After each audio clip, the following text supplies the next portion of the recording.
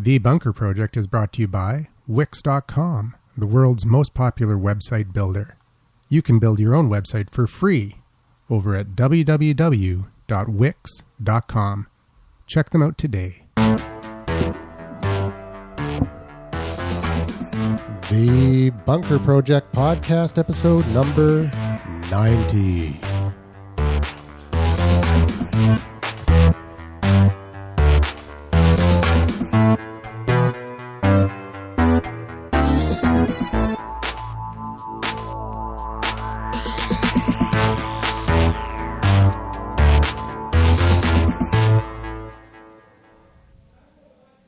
All right, welcome back to another episode of The Bunker Project. We're here live to Hard Drive in the Den in Vancouver, British Columbia.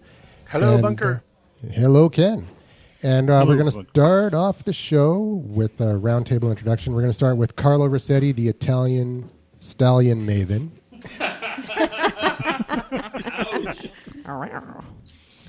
Carlo, introduce yourself, please. Actually, no, we'll start off with myself. I'm Andrew McGivern at Podcast Hero. Got Bob Garlick next to me here. Hello. At Bob Garlick. Okay, now back to... I'm Carlo Rossetti. The I'm Italian here style. at podcast number 90, discussing what we're going to discuss the next hour or so. All right, and we got Bonnie Sainsbury. At B Sainsbury, Twitter maven. Twitter maven extraordinaire. 66,000 followers. Thank you. I guess you can't hear them. Wow, nice. No. Ian? Ian, talking about cars. Just here for grins. All right, and we got another social media guy here. First time here. My name's Owen. No. Wait a minute. It's your second time. Yeah, because you came in and hang out. You were really drunk, but you were here. Yeah. Okay, it's first time here in person.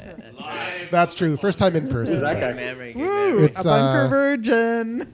It's I'm Owen. looking forward to whatever we're going to talk about. Owen. Oh, Owen actually showed Yeah. up. So your Twitter handle, BizHub Owen, BYZ. BizHub Owen, and we got the insurance maven. Yeah, BC_insurance gal. May not have the 66,000 followers, but I did hit 56 on Clout and beat Bonnie. Yay! I got That's 64. a good score. And Good we've score. also got in the house, we've got the newly crowned filmmaker maven. It's Peter Marshall, and Twitter handle is BC Filmmaker. At BC Filmmaker. And let's move on to the hangout. We've got Yeah, we got the a full Salmon hangout, Maven. The Salmon Maven's in the house. Wild salmon maven. The wild salmon. I was going to say farm salmon maven. You're in Toronto right now. You would have to contain me and call me if I was a farmed salmon right now. There's 700,000 farmed salmon being culled as we speak. Okay. Well, that's good And to you're know. paying. And we got Ken McGrath, There you the go. voiceover maven. There you go. Yep. We taking on some new projects. Got some little bits of things going on. I hear myself in the mic. And to be announced. It'll come up in no time. Through Cam Digital, KAMdigital.com. Cool. And the game maven is sitting there wearing his magic hat on the Google Plus Hangout. I'm wearing my Aces Hangout crown in the Google Hangout because I beat Ken at poker earlier. Oh, well done. You did. But it is at twisted_magic, MAJIC here. So Cool. yeah. And actually, it's funny you got the Wild Salmon Maven here. We just launched our newest game called Pod Panic for the Windows Phone, so you can play it now. So check that out. It's about the killer whales. Nice. Oh, there you go. Yeah, nice. At JPG Gallery, by the way, just so you know, for those Twitterizers. At J Peachy Gallery. All right, and we've got... JPG Gallery. I know you. we finally managed to get Craig Griffith at Find By on Twitter on the Hangout from Down Under. How are you guys? He's got a great podcast. If you go to iTunes, check it out. Ask Find By. Yeah, great interviews. Thank you. Yeah, Thank you good very, very podcast. much. Now, I just want to jump in here. There's something really cool happening. James, Clark, and Ken have a little banner at the bottom. Is that something that's built into Google Hangouts now? Yeah. So tell our audience how to do that. Google Hangouts. Well, it's not built in. You have to add it as an app. But okay, so how do you do that? Very cool. It's called. Tell them about it, James. Okay, well, it's called Hangout Lower Thirds. They're on Google Plus, and what it is it allows you to have your own banner to be like a pundit, I guess. So you can kind of be in a hangout and look cool doing it. So I stole it off of some, cooler Google Plusers, and hopefully pretty soon I think everybody will have one of these. So it's cool. It's got Yeah, it's got your profile Hangout Lower picture on Thirds. there, and it's got Yeah. your Very your cool. name and your Twitter handle. That's pretty Yeah. neat. Twitter handle. And a little Yeah, title. and you can actually do custom overlays. Yeah, Yeah. you can do custom overlays as well. So if you wanted to create your own special bunker project, Lower Third, you can do that. Or Add a logo. add you a get the logo, winner? any of that sort of stuff. Weather and sports sport. Make it crawl across the bottom. That actually might be a good app for a There hangout. you go. If it was a bunch of stock market people. Yep. Yep. Well, you know what? I like the let's- Salmon Maven. I just want to jump in because we last show we talked about Facebook and the stocks IPO and all that, blah, blah, blah. But let's talk about the value. Of course, there's not as many people on Google Plus, but man, with Hangouts, they are just going from strength to strength. It is awesome because basically you can set up a Hangout now and then broadcast it. It'll broadcast to as many people as want to watch it. Yeah, it's in called your community. Google Hangouts on Air. On air, but then it'll record Hangouts it. on air. Yeah, and then it'll record Yep. it, and you can play it back. I mean, that's massive. Well, so here's the thing, Bob. I've been using it, and I started my own TV show, I guess. I'm going to call it a TV show, called Talking About Games with James. So you can check it out on my YouTube channel. Wow, you've got another TV show. Your other one's Doing Dishes with James. Yeah, doing dishes with James. That's in Come development. back, actually. You're bringing that That will back? actually- Is there going to be a second That'll season? come back. It'll be. I think it'll be an actual live broadcast of me doing my dishes, and we'll see how many hits it goes. Talking, I'm gonna show you the dishwasher talking right smack now. and doing your dishes. Oh, that'll go That- viral for sure. That's I like that. empty. I like that name. Can I take that, Andrew? Talking smack and doing dishes. It's all yours, man. It's all yours. All right. man. So, Craig, what's going on? Anybody can What's do- going on down under? Not a great deal. We're rallying against the government. I'm drinking a lovely Tooheys Old, actually, as we talk. And Hey, you sent us a couple of those. Now, Craig is the Yeah, guy I that know, they're sent one of us the those beer. things. Oh, the beer. Amazing, Cool. amazing guy. Yeah. and I mean, it's a wonderful, wonderful beer run by a completely inept and stupid company. When I actually said to them, look, these guys in Canada are talking about your beer like every week. Send them a freaking T-shirt. And they all they did was send me a link to their store so I could buy a T-shirt and send it to you. Needless to say, we did not get a T-shirt. We got something much better. Idiot. That's been Yeah. It's, well, it's like here was an opportunity to export into Canada, and I've gone, no, we're not going to do that. So, yeah, there you go. Oh yeah, But no- Canadians don't like beer. Yeah, it's only 22 Not million of much. us. Who cares?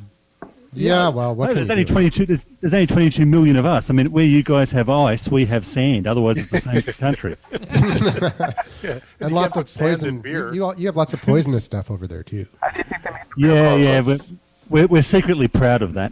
That's why they drink all the beer. It's a symbol of It's masculinity to live over the age of 35 in Sydney. All right. So, James, you want to Yes. talk? You want to talk about Diablo 3? Yeah, because two right? things happened. They had some problems, and now they're like touted as the most downloaded or the most successful launch ever. Well, it's not the most successful launch ever, but it probably is up there. It was 3.5 million copies sold in the first day, so you can kind of understand why they might have had some server problems. Now, So, hang on. How much does it cost per coffee? Like what? $5-6? $60. Yeah. $60. Nice. But it was also $60. like a really long development cycle. Like when was Diablo 2 out? 10 years ago. Yeah, so 10 years ago. So I mean, people have been waiting 10 years for the new Diablo. Yeah, and then they got really upset when they couldn't play it the next day, and it's like, well, you waited 10 years. Why can't you wait like another 2 days? Like, it'll be there. You bought it. It's in your hand now. It's not like it's imaginary. But that's the gaming community, very impatient. They want instant results. They want to start scoring. Well, I can understand it, right? Like, you did pay $60 for a game, and you expect it to work. But, I mean, when you do these rollout launches at midnight Pacific time for the entire North America to make sure that everybody has an equal and opportunity time to start from the start, you're going to run into some problems like this. So, Yeah. I can understand the gaming community being upset, but I kind of think it kind of makes developers kind of look at it and go like, at least for me, to kind of wonder like this age of entitlement that's kind of going on, and how happy we are to produce this stuff when people act kind of like jerks. So, But I think the age I of understand enti- it's a business, so. Yeah, but when people buy something, that you want it to work right away, right? It's true. I understand that, but it's like, You shouldn't when you pay- get a Christmas present, you don't know what you're going to get until you get it on Christmas Day. And I understand, like, it should work, but this is a PC game and then a Mac game, and you can actually. I mean, you shouldn't have to spend $60 and then you be the beta tester.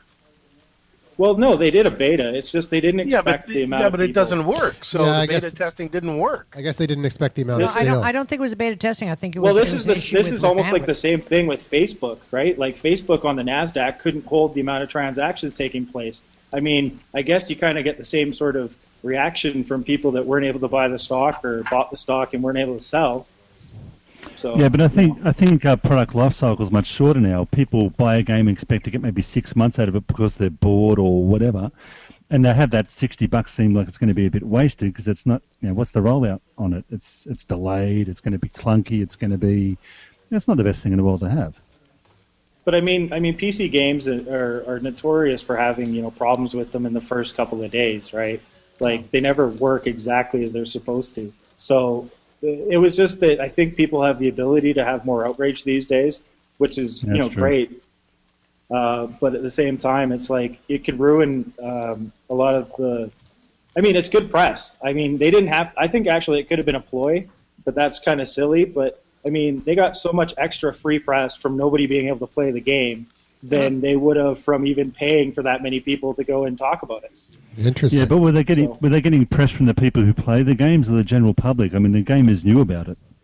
It was trending on Twitter. It was the number one trend. It was like the top 2 trends on Twitter for at least like 20 hours. Hey, if it makes it to the Bunker Project, then it's. It must be important. So my question, James, as a is game developer, yeah. So Go ahead. have you played it, or do you know somebody who's played it? Yeah, I've played it. I like Any it. good? I haven't had any really problems with it.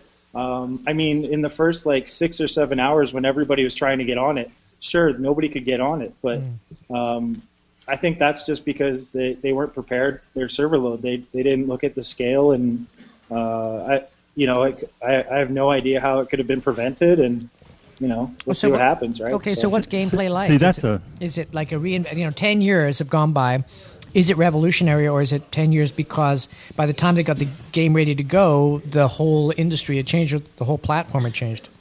Well, I mean, it's very similar to the other Diablos for sure. It's a good game. I haven't seen anything in it that's so revolutionary that I'm like, wow, this is amazing. The one thing that is kind of interesting is you can buy and sell stuff for real world money in the game. Oh, so that's one of the big features of why they made it online and why everybody was so upset.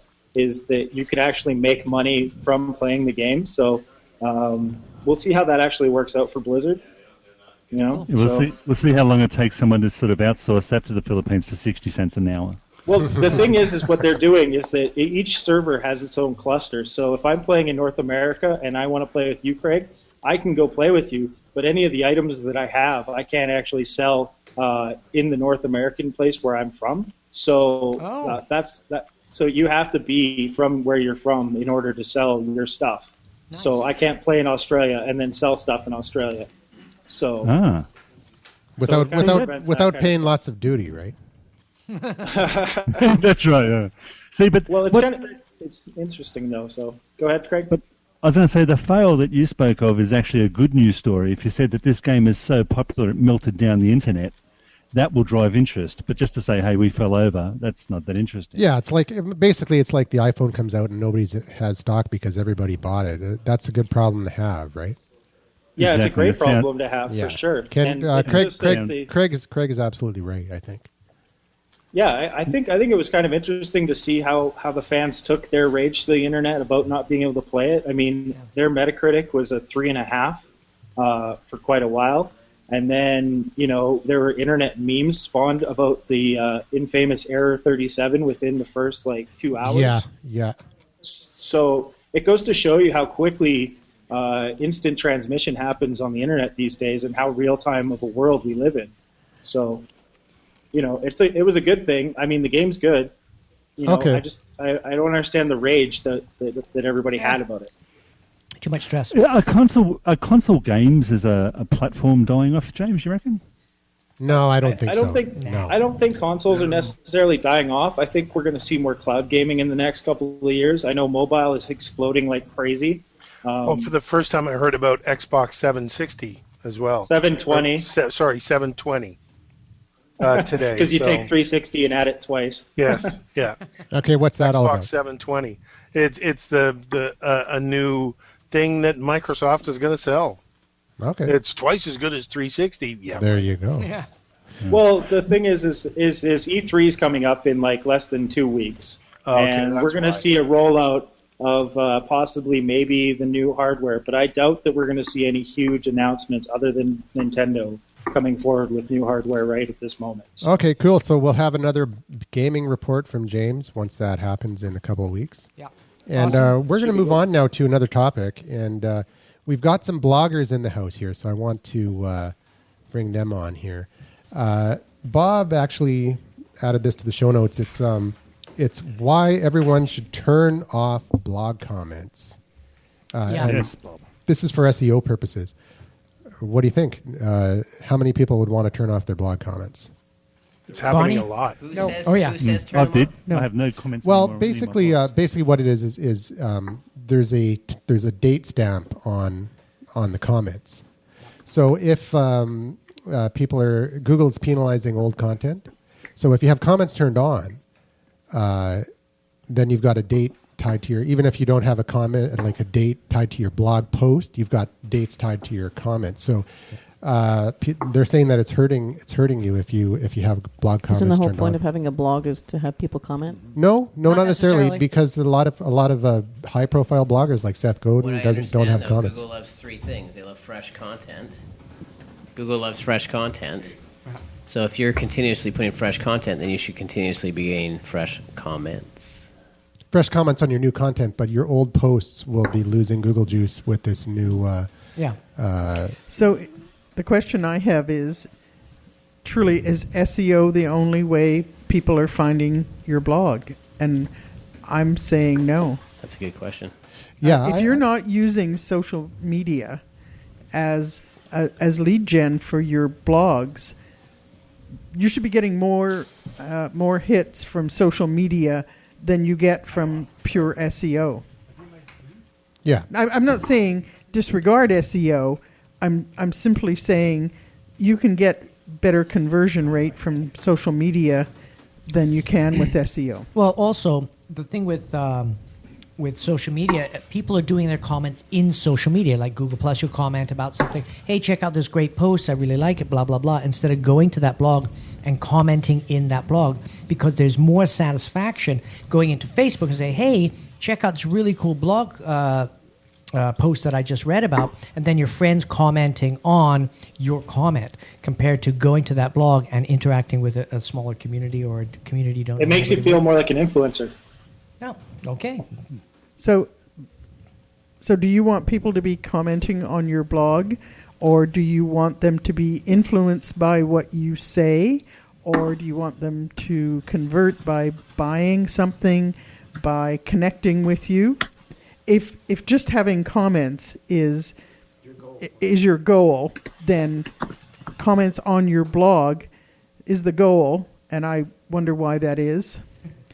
Are we not all selling something? We're either selling an idea, we're selling a product, we're selling a service. And in the end, isn't that what a blog is for? Is influence. I say influence is just selling your idea. it depends on whether your content relies on the interaction or not. Like someone like Seth Godin, it's all about him. And if he had contents, he would get thousands and thousands and thousands, comments. He would get thousands of comments that really distracted from his message. So that's why he doesn't have comments turned on. But also with the comments, you got to remember that a lot of them are going to be spammy too, right? Of course. Oh, absolutely. That's the biggest challenge with the comments. Isn't the comments? It's weeding through the ones that are obviously spam. Yeah. You mean something other than the what? No, but the spam filters get rid of. You mean somebody who says "great job" or whatever because they think they're going to be famous because they just commented on, or your because blog. they're putting a link back to their site, right? Yeah, and they don't understand. And they're not really how that contributing works. anything to the the article or the content. No, exactly. They're just saying, "Hey, nice post," and they got their link back to their site. No, but for your ego, that's not a bad thing because they think you're important enough that they spam comment you. So think of it that way. Personally, I don't get spam comments. I know, Owen. but- You've got your blog has a post going up every day, right? 5 times a week. 5 times a week. So, and you've got comments turned on. Yeah. Yeah. Would this bother you? Would this make you second guess having comments? I don't think I would turn it off. My personal opinion, if someone's got their comments turned off, I mean, Seth Godin's a unique situation. Yeah. He's not the mass. I think, well, why do you have them turned off? Like, what are you trying to hide? Or, I wouldn't think, oh, he's got them turned off to increase his SEO. No. Seth Godin doesn't. No. So no. Yeah. Well, Seth Godin just has his turned off because he's not going to respond to them. Yep. Yeah. Like, he's got everything automated, RSS feed onto his Facebook. He never comments. I bet you he never goes on Facebook or Twitter. But everything just pushes out to those social platforms. I did email Seth Godin once, though, just for fun, and he replied, which was kind of cool. Cool. Yeah, actually, He monitors his email. I've heard lots of people get responses from Seth Godin. So, How long ago was this in place? This, like the comments, because I haven't heard about that. Like the Google's penalizing. it's a recent. I'd say 2 or 3 days. Yeah, this story came out 2 or 3 days ago. But come on, you wait 6 But I weeks, mean, 2 months, and they'll change. like it's an advantage. It's an advantage if your content is topical and around a specific date. Then having that date on there is a good thing. But if you're trying to produce evergreen content, then that's where you're going to be penalized in the long run. But I don't know. I personally, I Well, like maybe having that's why.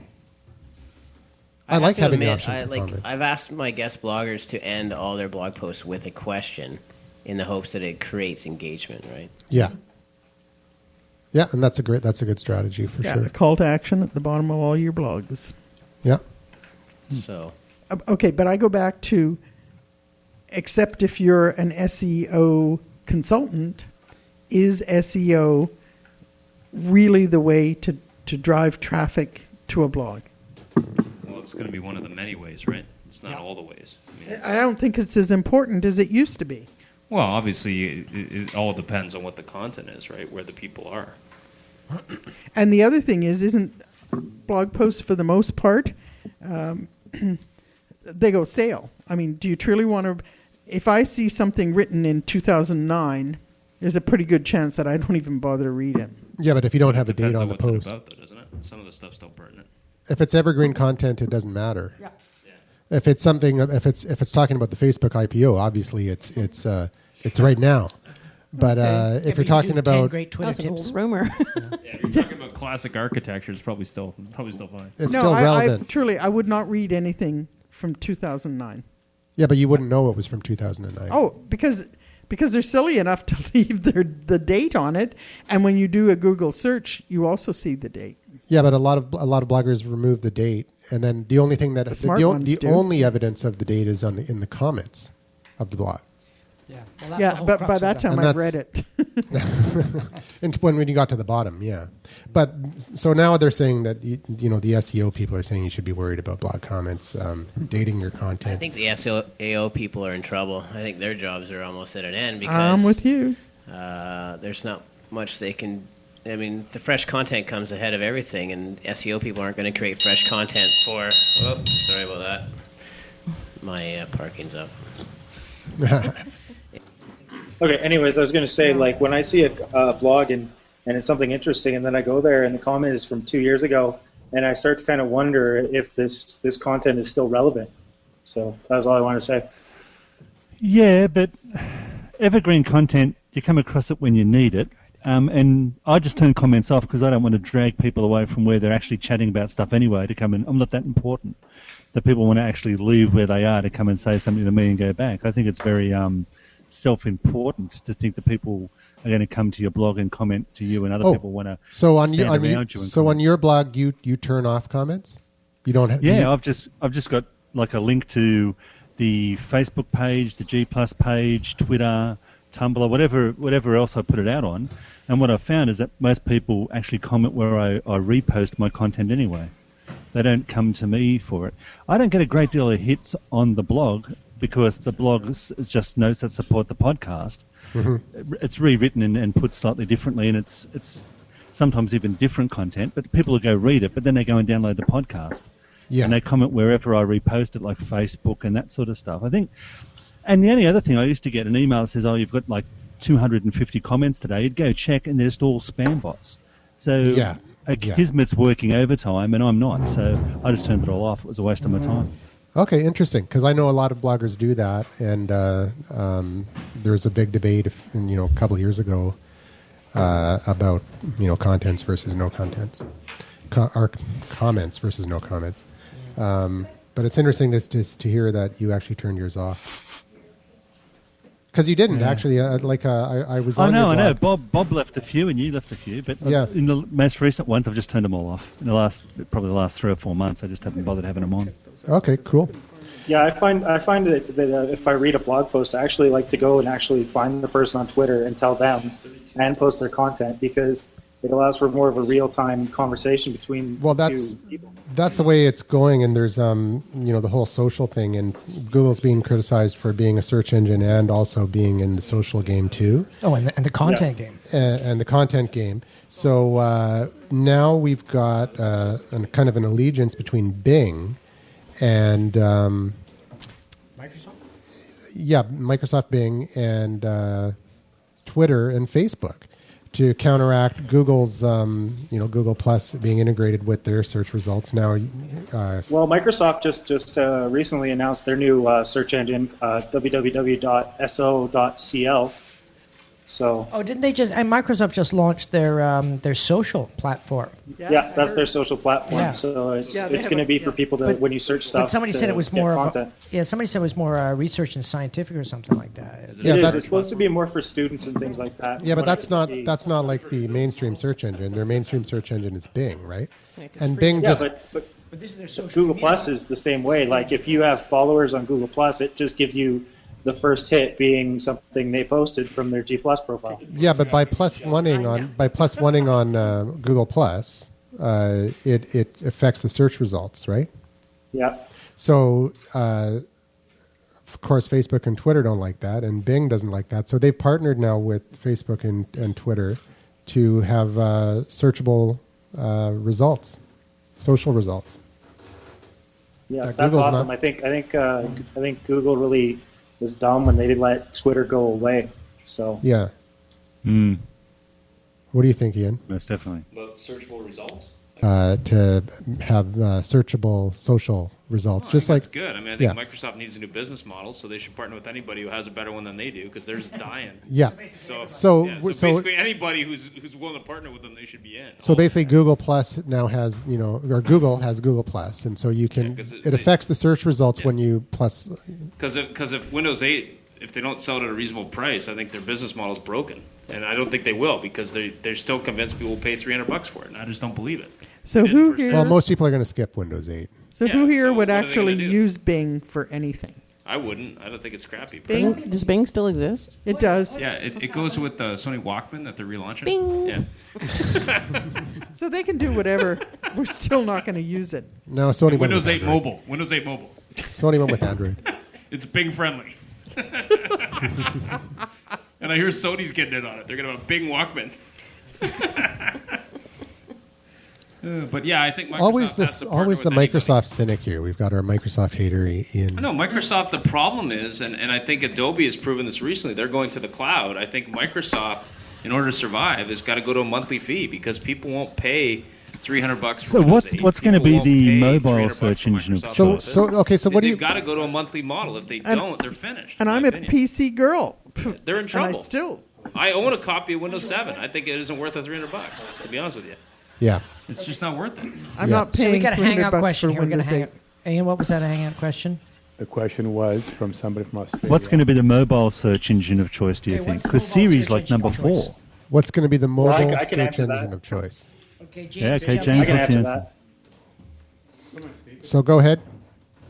So today, Yahoo announced this thing called Yahoo Access, which allows you to search on a desktop, which then would go to your mobile, which then would go to your iPad if you had one. So it's a seamless way to. It's more of a mobile browser, but it's interesting because they're going to be using their own search engine. So, So Yahoo Access.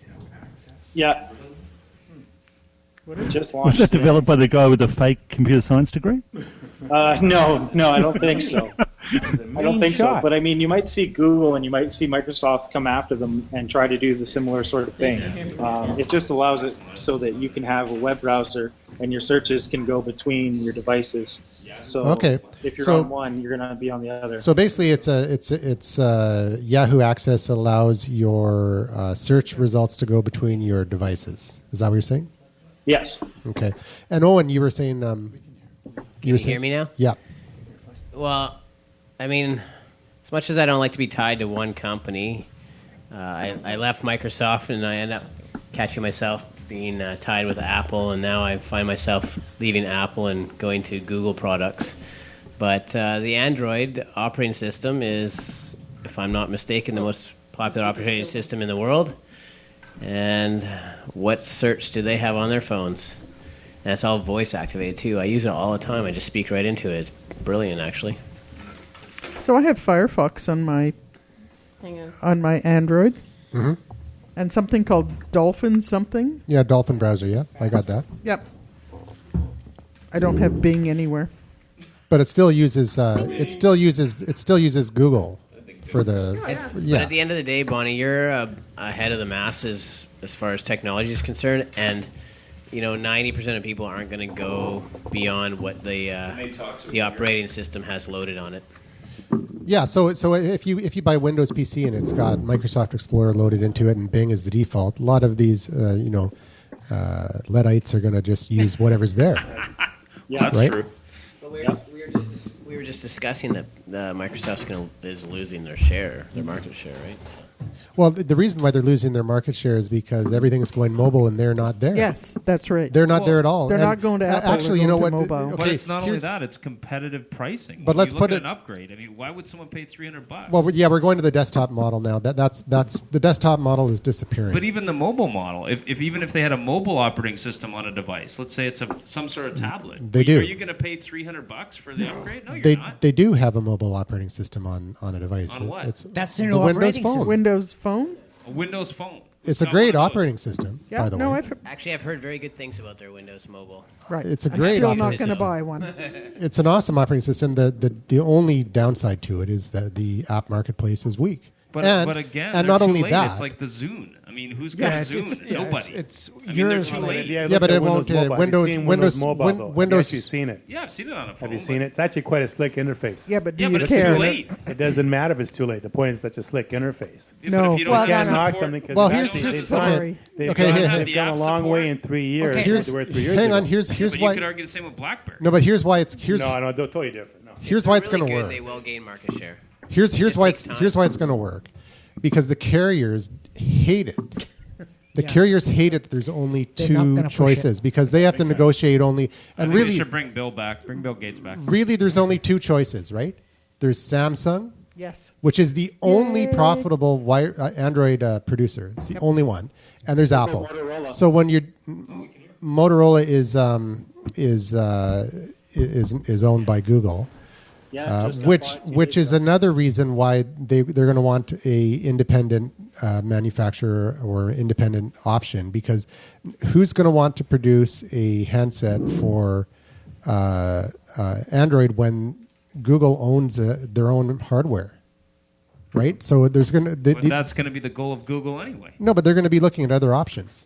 No, the manufacturers, HTC, LG, if they're competing with an operating system provider that also is producing their own hardware, and giving preference to their own hardware, then they're going to look at Windows as the third option. BlackBerry's out. But what's the What's the percentage of Windows now? I mean, how much a very percentage of low. the market do they have? 2%. 5%, nothing. And what is BlackBerry up? Well, to put it in 10? perspective, the Nokia Lumia has like 4 different models, right? Okay, but what's the There's 4 percentage? different models. The Samsung Galaxy Note Yeah. is a niche product, right? It's a Yes. huge phone. It's a niche product. It outsold all 4 Nokia Lumia models by a big margin. So that puts it in perspective. They're not selling. Yeah, but what's the percentage? Like, what is think Windows the Google Mobile Play is on a just phone? a What's the difference of percentage? Is that like Less than 2%. And yeah. what's BlackBerry at these days? Well, BlackBerry might be history because the thing that was propping it up in the States was Washington, and they've decided to axe BlackBerry because they don't consider it a viable option anymore. So why doesn't Microsoft BlackBerry get together? Develop a third option. Good point. yeah, well, I think because That's probably the only hope for them, actually. Microsoft bought Nokia, and that's what their No, they move didn't. was. They didn't buy Nokia. No, they didn't, man. They didn't buy Nokia. They What did they do? Partnered. Okay, partner, whatever, and that fell flat in its face. I mean, Nokia is fighting for its life. Well, what about Motorola though? They're in Right trouble now, too, they're aren't they? trying to roll out the first amount of handsets. No, it's not the first amount. Well, yeah, it is the first amount of Because I know Motorola's trying Windows to come back with a new 7.5. Razor, right? And you're forgetting how big of a market share that Nokia actually has in Europe. Yeah, but that's a huge. But put it this way: are people loyal to Nokia, or were they loyal to the old Nokia marketing Symbian operating system? Are they that loyal to the hardware and the brand that they're going to accept Microsoft in the phone? No. And that's the question that's going to be answered within the next year and a half. So far, the sales are incredibly low. Flat. Despite the phone being, if I was gonna get my mother into smartphone, the only one I would get her to use is the Nokia Lumia, because it's so easy to use. Integrated. What if the Zune was part of it? Would that work? It is part of it, but that's the problem. And but with Windows Phone 8, it's all modular, so you can put whatever app you want on it, right? Yeah, so kind of like an iPhone or. it's an not going to be a Android Zune phone in the next iteration. They're of the phone. not going to rename it the Zune phone. The problem is, well, basically, what I like It is a about Zune phone. Okay. If you want to use music or multimedia, you're using Zune. So you got a huge section of the market that doesn't want a smartphone. I know lots of people that are over 50 and say, I just want a phone that's a phone. I don't need all these apps. I just want to pick it up, press one button, talk to my aunt or They cousin. have those blah, ones blah, for blah. kids, though. They could just rebadge So it. what? that's- Well, Yeah, that's but- what the Come on, Lumia is. there's The phones Lumia is for a the- dumbed down phone. No, it's not. There The is- Lumia is not a dumbed down phone. There's They phones need for a the dumbed down boomers. phone. They got The the big Lumia is a buttons and everything. There's ones for the full-on kids with the 5 smartphone. buttons. Perfect. They have special ones now for the baby boomers. Oh, They yeah, just with have the big big buttons. Yeah, but you know what? Even They're called iPads. Even the 80, 90-year-olds. Whoa, good one, Bob. Even the older generation. seen Ida Have you- Pen? yeah. Ida Pen phone? I wouldn't laugh. My brother-in-law actually, after he bought my sister an iPad, asked if it could make phone calls. And it can. Yeah. On Skype. Well, not the way he was thinking. Right. Yeah. You just need to get Dell Voice or Skype. The Samsung Note does all that. It's like a hybrid. Yep. The Samsung Note is basically a phone, a big phone. Oh yeah. Too big to be a phone.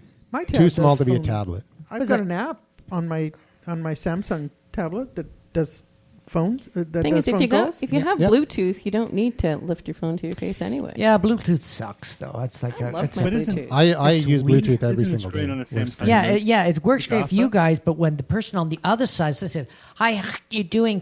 Hey, Bonnie, when you talked to me today, was there any problems? Nope. There you go. I could hear her. Bite me, Bob. All right. If you insist, in Hey, particular Bob, parts. I got a Bluetooth visor thingamajiggy in Oh my yeah, car. does that work for you? Beautiful. Talk to Nobody Ian. even knows that they're on speakerphone. Well, Really? the Bluetooth was sync before Microsoft upgraded it. It was actually really bad, but Yeah. the upgrade is a little bit better. But obviously, it probably had to do with patent infringement, so they couldn't invest as much money. Yeah, exactly. Don't start that. They're still in court over the first gen. So we refuse to talk about patent infringements on at least one show, for God's sake. All right, let's move on to another topic. Yeah, please. And I think we should talk about Bob's specialty, which is content marketing. Ooh. All right. What do you think? Yeah, heavy on the con. Oh, just kidding. Yeah, I've been reading a lot of articles. Actually, I did. Everybody knows my So fascinating you've been podcast. reading a lot of content? Yeah, I've been reading a lot of content. I've actually had it been read to me by this amazing nubile girl that reads all my content now. Just kidding. And I did an interview with a guy, and he has a content company that produces content for companies. Interviewed him on my show. And his book is called Content is Currency. And it's all about if you create consistent, great content with a good message, you will basically get amazing ROI out of that. Because, like we talked about on our last show, if you can provide content and basically if you're doing like an email blast every day or a blog post every couple of days or a video on YouTube or whatever, and the content has actual educational value, will help people learn about a product or enable them to use Google Plus better, whatever, that is something people will follow and come back again and again and will build your community. So that's why content has ROI. Now, I did a presentation to use the word ROI, and it's not return on investment, it's return on interesting. And if you do... Return on influence. Or influence, yep. If you basically do good content, people will post about it. Oh, check out this great post. I learned this. This is crazy. On their social media sites, which, you can get to hundreds of thousands or hundreds of millions of people using that technique, and that is great brand awareness. So that's all I got to say about it. Yes, Ian. I think we should talk a little bit about LinkedIn, what we learned this week on LinkedIn. Bob and I... okay, well, talk about content. Yeah. Well, how long did it take you to get a conversation on a telephone line with somebody? Let me talk a little bit about challenges with sales on LinkedIn. Oh, my God. But they first have no of all, idea. I actually wanted to give LinkedIn more money, and I found it to be extremely difficult to actually talk to a live person. It took me about 2 months to actually figure out that they actually have a separate site that actually markets to headhunters, and they actually provide services for other people, be it salespeople or other things. And we were able to actually have a webinar with one of the sales agents who happens to be in New York City. He's actually in the what building was he in? I'm trying to remember. I was in New York, and Empire State Building. Yeah, Empire where State the big Building. gorilla hangs out. Yeah, Empire State Building. So the coolest thing about it was I've been a paid member of LinkedIn for quite a while. I've been using it to make money for quite a while. And I was looking to move from the $100 level up to the $500 level. We did try and get some information about SlideShare from him, but he couldn't comment. But he did do a really amazing demo about a product that allows you to then leverage LinkedIn through a completely different site to use it for marketing purposes. Yeah, it's like pro LinkedIn. Yeah, and he also talked about a tool called Sales Navigator, which is very cool as well. But the really cool thing about it was, if you're not familiar with LinkedIn, the big tool for paid members is something called InMail. The big challenge with InMail is it's a limited currency. So as you pay money monthly to LinkedIn, they give you a limited amount of InMails, which are kind of like registered mail, but in LinkedIn. With these tools at a higher level, which I think is in the $400 or $500 level per month, which gets into the HR side, you can actually leverage that into an amazing marketing and sales tool. As I use the tool, and I'm going to be signing up for that membership myself soon, I'm actually going to be doing some content, which will be webinar-based, on how you turn that into real ROI right away. But the other cool thing about it is it interfaces with some of the other CRMs that already exist, be it Salesforce.com or Hoovers.com. And I don't really have enough time to go over all the details, but it's unbelievable. Bob can comment on it. So is that what you get for the extra? Like, okay, so going from $100 a month to $500 it's monthly, right? Yeah, but if you go on the main LinkedIn site and you go in the paid levels, there's I think a $49 level, a $100 level, and a $500 level. Now, $500 level is what they call an entry-level HR level, because headhunters use LinkedIn very effectively. And my brother happens to be a headhunter, so I found out about a different site that's completely different than LinkedIn. It is LinkedIn, but it gives you access to basically unlimited InMails. So basically what it allows you to do is market to anyone in the world on LinkedIn effectively. So I was very interested in that, but not from an HR perspective, but from strictly a sales and marketing perspective. So that was why I initiated the conversation. Now, what I learned from the conversation was I could spend less than $500 and have a better tool that didn't exist on the main LinkedIn site. It was a totally different site. Yeah, it's a totally different It's a cookie. entity. I mean, what do you call this? It's an Easter egg, basically. Yeah, It's basically. And the real advantage to it is as a corporation. So if you have multiple employees, you can design a custom solution with different accounts that will allow you to not only have seats for your different employees, but you control all that network inside your company, and you can use it for marketing and HR as well. Yeah. And you can scale it. So it's very, very cool. The biggest tip I got out of it is you're on LinkedIn and you've got a free account. You get zero opportunity to send somebody an email. You say, "Oh, I'm sending me an email," saying, so you're going to pay for it. So you pay for it, and you end up paying a lot of money, and you get 25. Maximum you can get is 50 emails. Those are basically like buying a mailing list. I get X person's address, and I will put it in. What's interesting about it, because in LinkedIn, if I send a direct email to you, you have an option of responding or not responding, and then I will get data back and say this person is not interested or they are interested. So that has very big value because I can build my list based on that. So the thing that got me really excited about this product is that if you you go to groups or community, I can't remember what they call it in LinkedIn, groups. And you might have like 20,000 people on there, or let's say 1,200 people on that group. With this account, I can send a direct mail to every single person on that group, and it doesn't touch my 50. Now, what it'll do is I'll spam out to that whole group, and let's say 25 people respond. Then LinkedIn says, "Oh, we'll take 25 credits for doing that." So I can spam out 1,000, and if nobody responds, so if you're getting a 1% or a 0.5% respond rate at 1,000 people, that's about 10, 15 people, whatever the math is, then they take that off of my 50. So really, I can communicate to a very large group of people. It's very, very powerful. But the other thing he said, and this was something that really got me really interested, was he was talking about a test that he'd done for a number of clients and himself, where he sent out to 4,000 people and was able to get a documented 25% open rate. I know, it was amazing. And that was the number that really got me interested. Yeah. But the other thing that was extremely cool, when you combine this tool with other search tools, Hoovers and Jigsaw, which is part of Salesforce.com, is part of that, is you can build lists out. You can have a list of people to target. You can save those lists and automated emails to them with some templates, but you can then pull all the numbers, the phone numbers, from these other sites and paste them into that contact information. So you basically have a hit list. Yeah, it's got unbelievable. It's got a very nice back-end organizational tool because everybody you send out, you can go back into your document and basically say, oh, by the way, these are all the people you've sent an email out, and these are the ones that respond.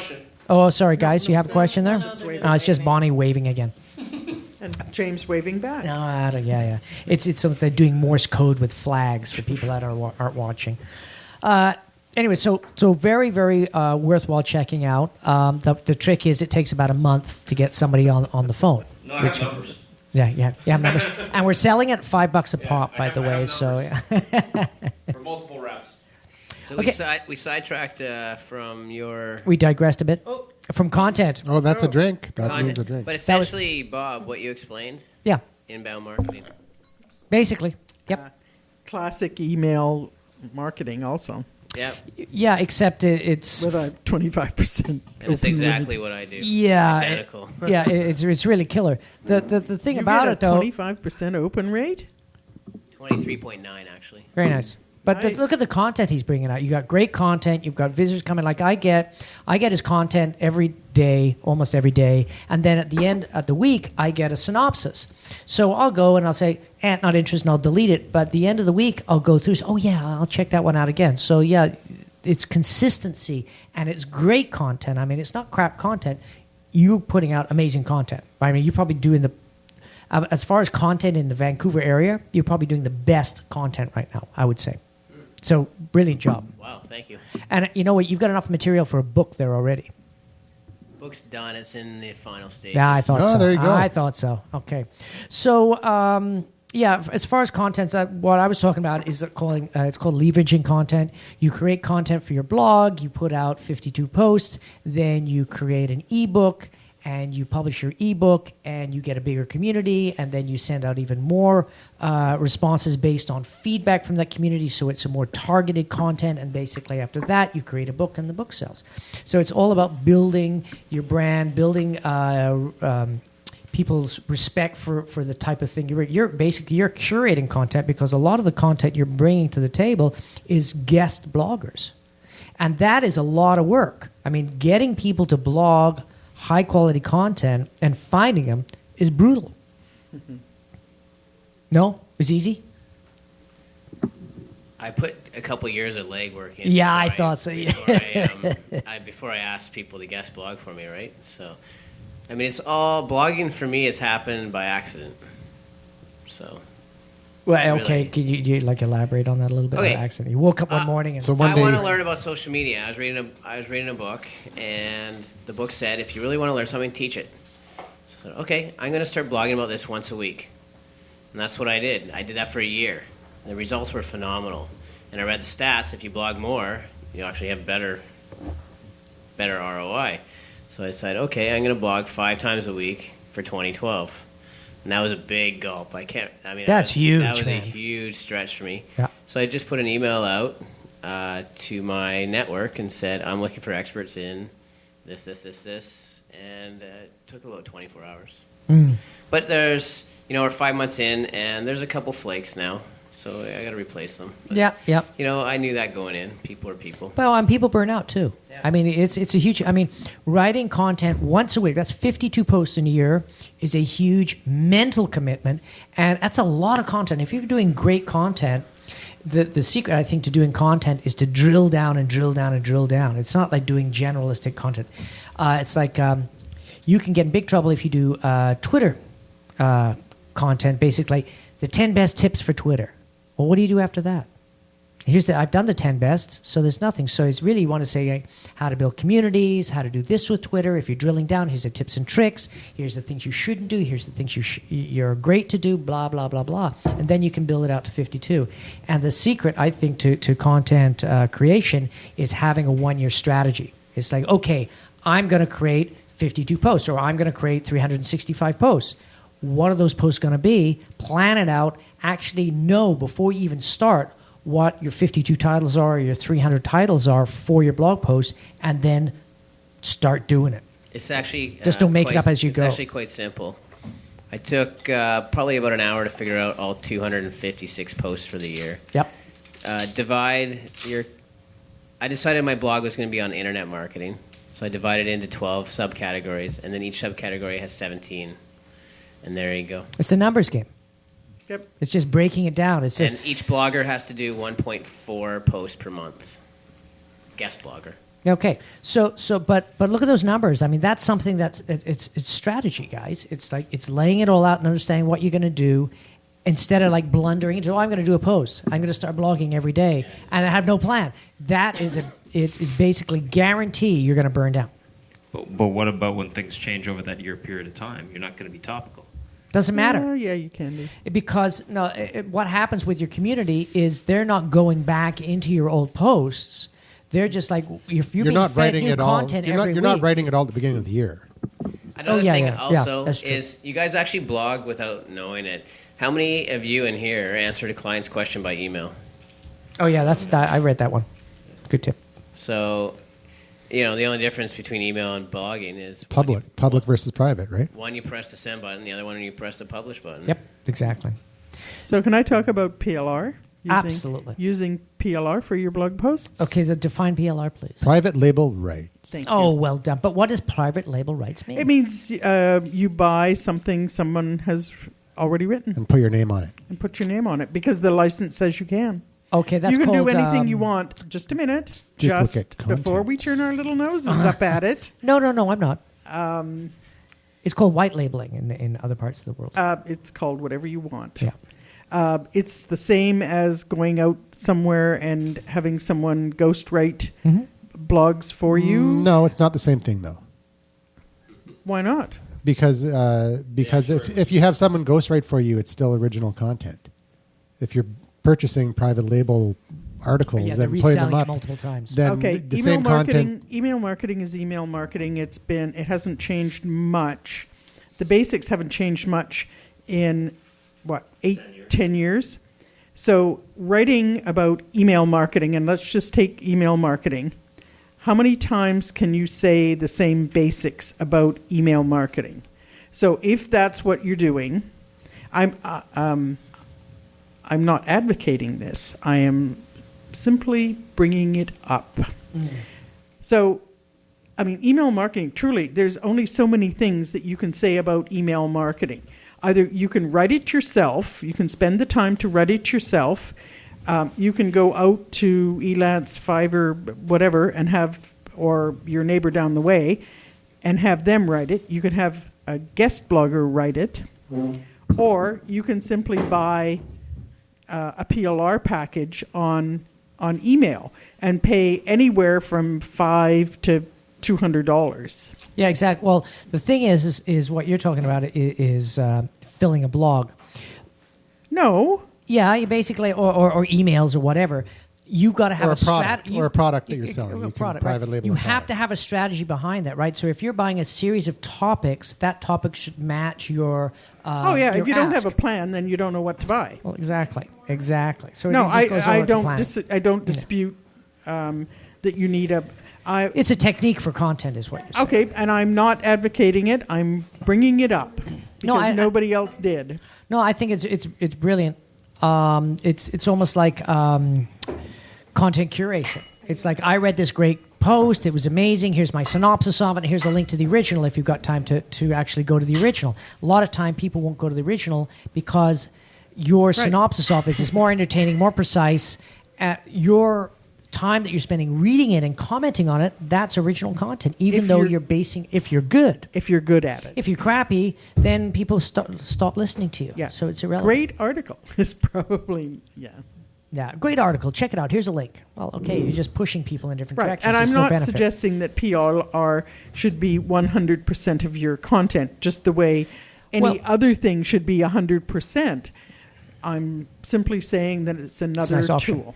Well, what a lot of times when I talk with clients, that it's when you're advising people on doing a blog as a strategy or email as a strategy to build awareness and community, and you don't have time to do 52 posts in a year, that was one of the things I would recommend. You'd either go to other people to do it, or you just get generic stuff. Get 25 or 30. But for generic authenticity, though, like if you're doing a blog and you've got your own kind of style of writing, your own personality that comes through, and then you're running out of time, so you buy a PLR article and put it up, and all of a sudden you've got your name on it. By me, Well, maybe and you do then the headline. but it's a totally different style, and it's not going to come out as authentic. Generally, you do enough of a rewrite, but you can do a rewrite. Well, you don't have to do a complete. Okay, rewrite. so I you think just if you buy- do you a just- okay. You're headline- just not recreating the wheel. Okay, so you just get the skeleton of the put post, new and you rims just on it. put your own. You customize it a little bit to make it sound like it's Yeah, you. the beginning and the end truly is all you need to. Yeah, do, and 'cause you know, the stuff in the let's- same in the middle it doesn't. Yeah, So and let's Bob face it, Bob these are could blog Bob could posts, just guys. Bob, This is not literary. so Bob crap, could buy right? an article and then just at the end of every sentence say dude, and, or black beer, or my seat. and he's good to go. Yeah, exactly. I mean, it does count. What do you guys think in the Hangout? Well, I mean, it's not like Bob said, it's not literature. We're not rewriting like Mary Shelley's Frankenstein. It's a blog post is normally around a single topic and takes me about 25 minutes to knock one out, or maybe an hour if I'm going to try to spell check it and make it into real English. But otherwise, I mean, So wait a minute. You mean that's it takes Australian you have to English? dedicate to I it. think. it takes? Don't you guys have in Australia? Yeah, lots you of don't have- mate and hey, how are you going? Yeah, crack a few tooth. It takes mate. 35 minutes to hit the spell check button. Ouch. Well, see, He's a really bad speller. If you do, yeah. well, I am the king of bad spelling. That's really, really bad. No, but I mean, it's around a single topic, and if you're going to rewrite someone's work, it's going to take you longer. I mean, I have a collection of titles, like just headings, and I just keep them in a list, and every now and then I might throw a word underneath them or a thought underneath them. Before I know, I've got like a dozen blog posts that I can just put up at any time. Well, that's But why I it's- like it's- cartoons. Yeah, exactly. Great cartoon. But Have I mean, a Good Friday. Done. It's just a case of just collecting your thoughts as you go. It's more of a habit than actually sitting down and saying, I'm going to do it. Good It's point. that's not paid. I mean, you just take your time to do it and you put it out. I don't know. It's not that, I don't find it such a chore to do. And if I don't do one, I don't do one. I mean, I'm not doing them every day. You don't guilt I'm out doing on them it. once a week. Yeah. What about you, So- Ken? And Well, it's a little tough to hear the other part of the question, so I'm not getting most of it. Okay. Be that You can as cut it that may. Because you're surfing Facebook, just tell the truth. It's porn sites. It's porn No, sites. I wasn't going to go there, Bob. It's my job. It's my job. Well, basically, we were talking about content and should you steal content? Should you make content? Should you buy? Not should you buy steal some- content because it's being offered Not for that steal purpose. content. It's being Should sold for you that take purpose. some white label relicensable content and See, modify I it to don't. be your I own? still read a fair bit through RSS, so I'll see somebody's a blog post, and I'll think that they've maybe come up short on an idea, and I'll expand on that, and I'll say, and I'll put a link at the start saying, look, this was originally, say, Chris Penn. Chris Penn said this statement, And and it I think he sucked. missed the point for this reason. Yeah, and I just keep. Chris Penn's pretty cool, actually, and I'll just expand on it. You know what I mean? So, I think you can do that quite well, but. No, but this it's is more this of- is actually buying a pre-written article that is sold with private label rights, so that allows you to put your name on it as if you wrote it. But couldn't you take? Yeah, I don't think that's good at all. I think that if you'll be found out quicker. Well, it's not. Well, I than think if you're Google will find doing it. that, because when you're doing these blog posts, you have to be authentic. I mean, people are only going to view you as a thought leader if you are a thought leader. If you're buying somebody Yeah, but else's if product you're- and putting your name on it, it's a bunch of crap. Yeah, but if you're No, outsourcing PLR everything, is that not is you authentic. crap. No, it's not Well, then I anymore. guess you might as well get somebody Well, else to it's stand not- also up it's when not just somebody used asks for you to come blog do a posts. speech then too. Yeah, You that's know, true. Like, Yeah, you Yeah, don't well, get I as mean, good if you're SEO gonna do because this it's thing- repeated. Yeah, but they're going to talk Bonnie, to you the about content might blogging, not not be about crap, anyone. but You know, he any did certain say blog. that, you know, if you get caught, Yeah. to me, it's like hiring someone to do your social media. If someone thinks they're talking to the president of a company and then they find out they're talking to some intern, you're going to lose credibility. Yeah, true. Okay. Okay, bring this guy back. I mean, We're I gonna- think we're that gonna that's better agree to content. disagree. It's fine. Hey, Yeah, well, we can always hey, agree to James. disagree. So, James, Yeah, it's a free country, Yeah. I think. exactly. What if you use it as No, inspiration? really? Well, that's not Facebook. See inspiration. Yeah, well, that's what I do. I flick through my RSS and find somebody's statement, and start from there. I mean, Then I can't have every expand, yeah. original thought in the world. Yeah, expand on Yeah. it. Okay. Well, All right, I've had very good success on my film blog, and what I do is I use Google Alerts and I type in film directing, filmmaking, all of these kind of things, and then on Sundays I'll sit there because I do 7 posts a week, or one a day, but I don't physically do them. But I have a system that I've worked out, and I've tried it over a couple of years. And basically, what it is, I'll find a blog post that's interesting. I'll scan it. I'll read it quickly. So then I'll take the headline, stick it on my blog. I may change a word or two. Then I put, this was written by, the first thing will be written by Joe Smith. I'll do the first couple paragraphs, and then I'll read for the rest of this article, click the link where it came from, and then underneath that I'll have my call to action, which is, subscribe to my newsletter or whatever. And then I put it out, and what happens is I get content 7 days a week. I'm crediting an author, and I'm crediting another website as a link, so there's no way it's from Well, me. it's curation, though. It's absolutely, I've taken something, and every once in a while I'll put on, like, at the top, this is really cool or whatever, but a lot of times it's just that getting something out there, and that's what everybody expects when they hit the blog. A lot of it is just, it's information. Of course, then I just pump it out with ping, and it goes up to Facebook and everything. But what makes that content valuable is because of your experience, your ability to look through a lot of content, Yes. saying this is good, this is Yes. cool. Then So people you- go to your website so they don't have to do that. That's curation. So you mentioned that you send it out via ping.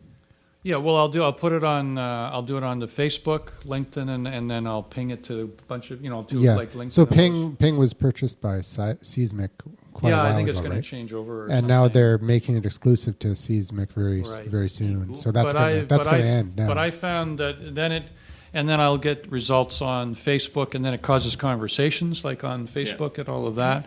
Although I have to think about these comments things, as I still have mine on, and things have dropped the last 2 weeks, and that's why I sort of been sitting here thinking about things. But it's been 3, 4, 5 years I've done it. I've accumulated lots of content, tons of content, and I've given credit where credit's due. Yeah. And I think I haven't used it as anything else but. And then I get comments from people that have come in, and it just keeps moving around. So it's I another think way of doing it. It's just consistency and back in the old days, you get away with one post a week. These days, you can't. Okay. But it's about great content. Whether you're using, creating your own content, whether you're crediting other people. I mean, I think there's 10 different ways to skin that cat. But I think that at the end of the day, you probably want to mix it up. You probably don't want to do one thing all the time. Yeah, absolutely. I mean, even having that. post blog writers, I mean, that's one strategy. But I think some of it has to be written by you. Mixing it up, I think, overall is like mixing up on everything is the most important thing. Yep. Hey, it doesn't matter how often or less you blog. If you create great content, amazing things will happen. I have a friend who blogs a lot, but he recently did a blog post. Some of you may know him, Di Manuel. 92 workouts you can do at your house. In 2 days, it got 992 pins. Wow. And it's well over 1,000. His blog, was getting, I don't remember his daily hits, but he got 10,000 hits in one day. I mean, the numbers were but that was just from one post, and he blogs all the time. But great content will really attract traffic. Cool. Well, we've gone into overtime here, so we're gonna start the closing music. And you guys in the Hangout have any last words? Live long and prosper. Live long and prosper. Have fun in Calgary, redneck. Yeah, I love having a little bit of a beer buzz at 3:00 in the afternoon. On a welcome Wednesday to the or a club. Thursday, actually, over there. Yeah. It's a Thursday down here. It's a wonderful thing. Excellent. Well, hey, thanks for joining us, everybody. It was awesome. I really liked that last We segment. finally got Love it. Craig on the show. That's Yeah, great. well done, Craig. Awesome. It took 2 years, but well done. Hey, absolutely, man. Absolutely. 2 years of trying hard. Actually, we had another person that took 2 years to get in here, but I won't mention his name. Anyways, hey, don't forget we got a sponsor called Wix.com. They're great. Check them out. Free websites, blah, blah, blah. You can know the story. create as many free websites as you want over at Wix. Absolutely. Hey, join us next week. We got some great new cool stuff, I'm sure. And if you're listening to us on iTunes, go ahead and give us a review. Oh, yeah. You massive can give us reviews. between 1 and 5 stars, hopefully 5. And it'll help us out to beat the podcast answer man. Oh, yeah. Let's take him. Take him out. Take him down. All right, guys. See you soon. All right. Thank you. See you again next week.